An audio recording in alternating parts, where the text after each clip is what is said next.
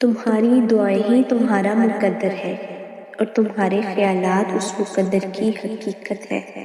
تم جب اللہ کے روبرو دعا کے لیے ہاتھ اٹھاتے ہو تب اللہ تمہارا مقدر تمہاری رضا کے مطابق بدلتا ہے۔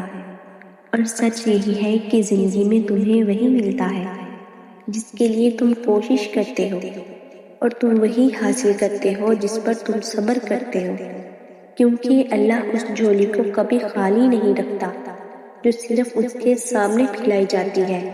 بس مسئلہ یہ ہے کہ تم ذرا سا انتظار کرتے ہو اور تھک جاتے ہو، پھر خود سے ہی گما بیٹھتے ہو، دعائیں قبول نہیں ہوتی، یا اب بہت دیر ہو گئی ہے اور کچھ بدل نہیں سکتا۔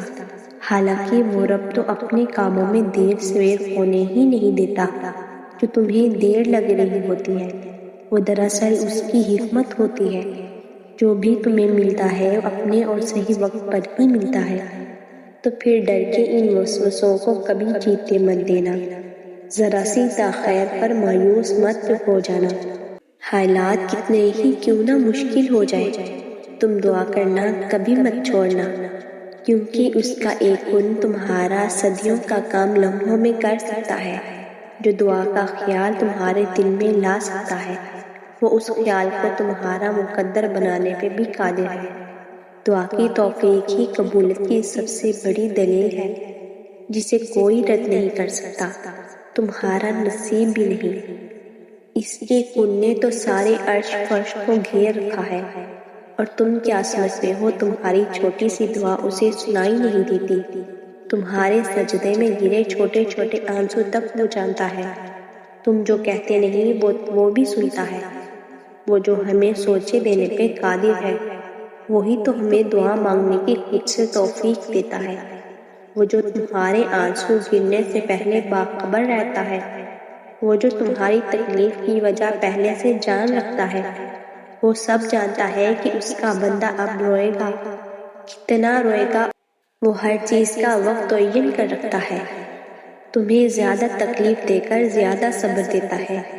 وہ اپنے کن کا وقت مقرر کر رکھتا ہے تمہارے لیے۔ ہر چیز کا ایک وقت ہوتا ہے، کن لفظ کا بھی سب کے لیے وقت ہوتا ہے۔ بس اتنا یقین رکھو یہ لفظ تمہارے لیے بھی ایک دن پکارا جائے گا۔ تمہاری دعائیں جو اس عرش پر پہنچ چکی ہیں، ان سب کے قبول ہونے کا بھی وقت آئے گا۔ اپنی تکلیف کو دیکھو، اگر اس تکلیف میں تم اپنے رب کے قریب ہو گئے ہو تو تمہیں انعام ملنے والا ہے۔ آگے بڑھنے کے لیے مشکلات سے لڑنا پڑتا ہے، ان کو دیکھنا پڑتا ہے۔ رونے دھونے کی بجائے کبھی یہ سوچ کر دیکھو کہ اللہ آپ کو کس چیز کے لیے تیار کر رہا ہے۔ اس دی ہوئی تکلیف کے ذریعے اگر تم دیکھو تو تمہاری دنیا بدل جائے گی اور آخرت سنور جائے گی۔ ہر چیز وقتی ہے، نہیں یقین تو ایک کام کرو، اپنے ایک ایسے دکھ کو یاد کرو جو تم سے برداشت نہیں ہوا تھا۔ اب اگر اس چیز کو سوچو گے تو وہ پہلے جیسی تکلیف نہیں رہے گی۔ ایسا بھی نہیں کہ بھول جاؤ گے، لیکن تھوڑا سا درد محسوس ہوگا چند سیکنڈ کے لیے، یعنی وہ چیز وقتی تھی۔ تو اپنی اس تکلیف کا فائدہ اٹھاؤ تو صحیح، بڑا لطف آئے گا۔ رب سے باتیں کرنے میں دوست یار یارانے سب بھول جاؤ گے، بس اپنی خود کی بنائی ہوئی دنیا میں مست ہو جاؤ گے۔ پلیز ہماری ویڈیو کو لائک اور چینل کو سبسکرائب کریں۔